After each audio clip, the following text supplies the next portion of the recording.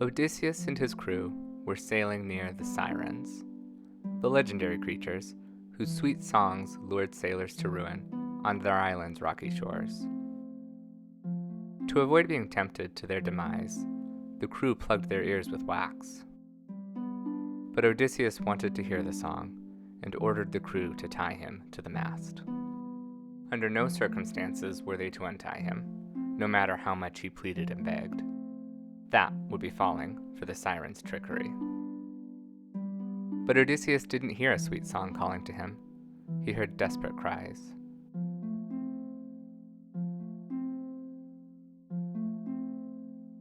He writhed and shouted.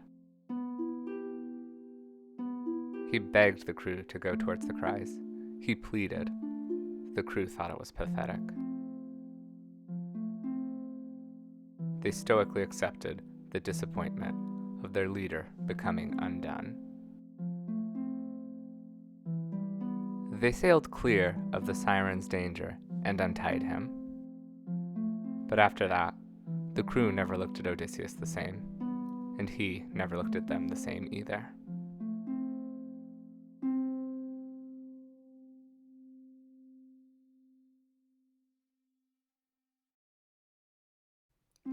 I was 19 years old and on my first trip out of the US to visit my friend who had moved to London.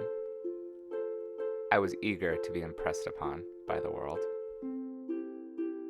One day, I met up with my friend and his girlfriend. We were going to see sights across London as we headed toward a museum with a new painting by her favorite artist. I was charmed by this place and the slight differences from my American life.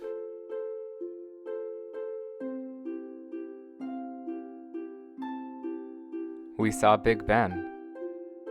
It was all so fantastic. I was ready to throw myself on the shores of this city that offered a tantalizingly big life. We saw where a bomb had struck outside Buckingham Palace during World War II. It was shocking to think how big of a crater one bomb could make. We went to an exhibit on ancient Greece in the British Museum.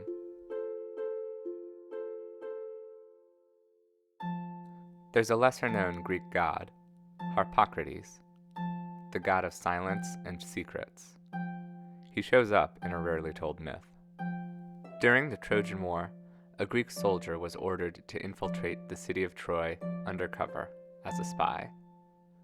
The Greek soldier prayed to the god Harpocrates, who granted him the ability to lie convincingly. The catch was that the more the Greek soldier believed in what he said, the quieter his voice would get. His ability to confidently lie helped him successfully blend in with the Trojan citizens so he could spy for the Greek army. But he fell in love with the Trojan soldier, and since his feelings were true, he could only whisper to his beloved. The night the Trojan horse was wheeled into the city, the two soldiers met up, and the Greek soldier couldn't make a sound. He could only mouth the words.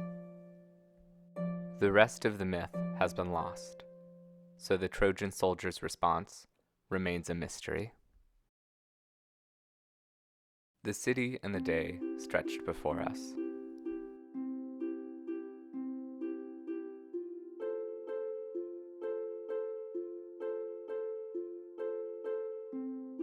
We ate lunch in a park.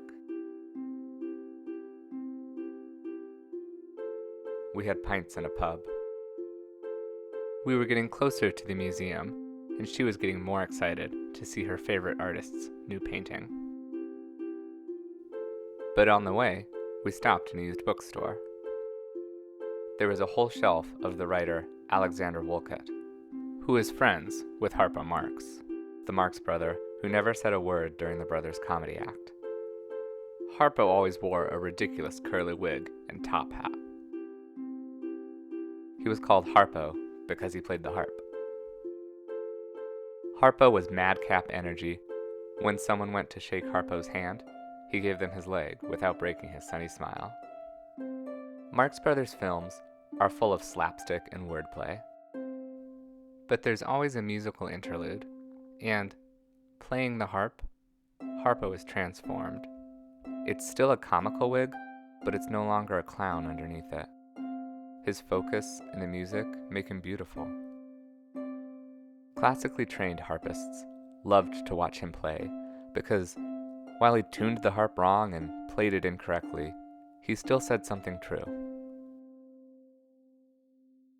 When the curmudgeonly writer Alexander Wolcott reviewed the Marx Brothers Broadway debut, he was surprised to find Harpo so charming, even without saying a word on stage.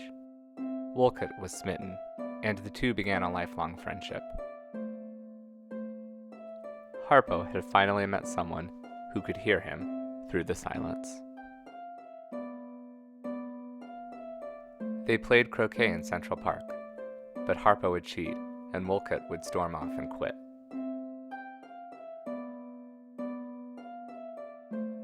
They rubbed elbows with the New York literati. Wolcott's name got them invited, and Harpo's wit got them invited back. The two would walk around New York City, and Harpo would change hats while Wolcott was deep in thought. He would stay straight-faced as long as he could until Wolcott finally noticed, sometimes blocks later. Wolcott once hurt Harpo's feelings during a card game. He was too proud to apologize, but he was also distraught at having hurt his friend.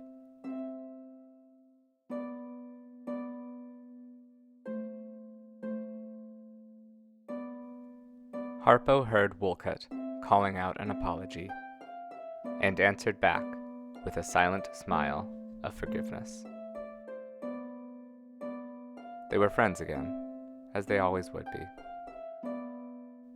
And maybe Harpo's nickname didn't come from the harp, but the name of the Marx brother, who never said a word in the act, came from the mysterious influence of Harpocrates, the god of silence and secrets. Perhaps it's a moment where the effect proves the cause, where you can only see something in its impact, like with a crater where the emptiness describes what once filled it.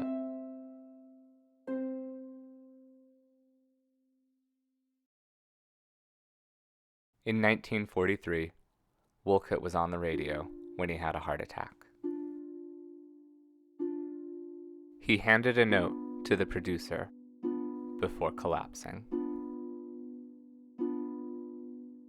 He died later that night. Wolcott could write anything, but you need to cry out for someone to hear and answer you.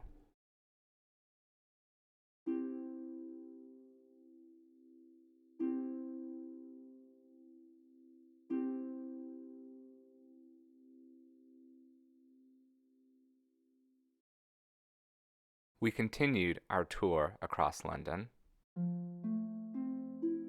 making our way to see the new painting. We arrived at the art museum.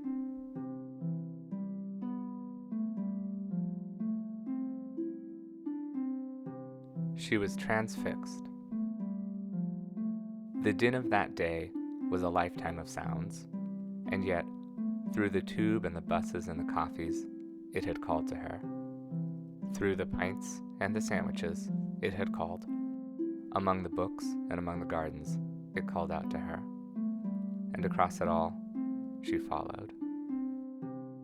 I had built it up in my mind. I couldn't help but feel that some layer of wax stopped me from hearing what called to her.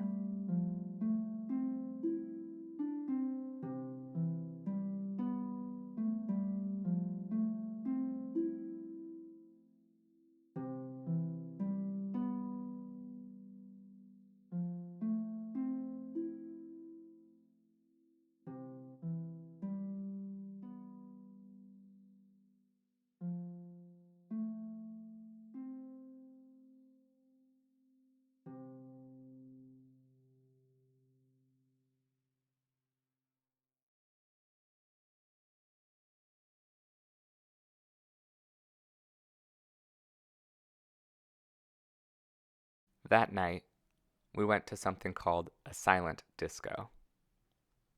Everyone was given headphones, and you could tune into any of 3 DJs playing. You couldn't tell what anyone else was listening to. Sometimes it felt like we were dancing to the same song, but you couldn't be sure. Taking off your headphones to order a drink was like coming up from underwater.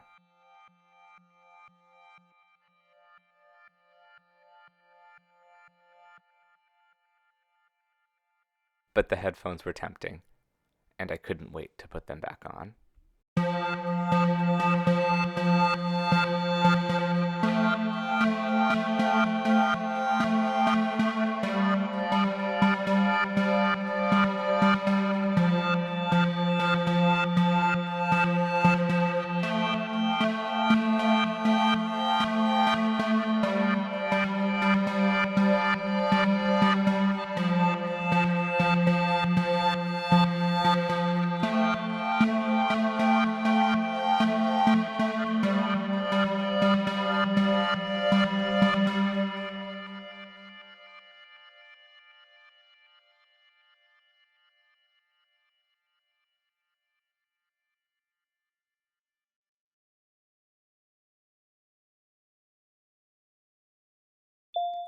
If Wolcott and Harpo were constellations, they'd trace a unique path against the night sky, always reaching towards the other and once again making a game of it. Every autumn, the constellation of Odysseus swings near an asteroid belt and narrowly misses it, just barely. And my friend and his former girlfriend just passed the once, drawn apart by gravity from opposing stars. We don't know the forces at work upon us, what makes us melt, what hollows us out, what drives us to the distant edges of the cosmos. As quiet as his words were, maybe the Greek soldier never felt like he was whispering. He said the words as loudly as he could. The universe is made up of things calling out to us, and we live our lives in response.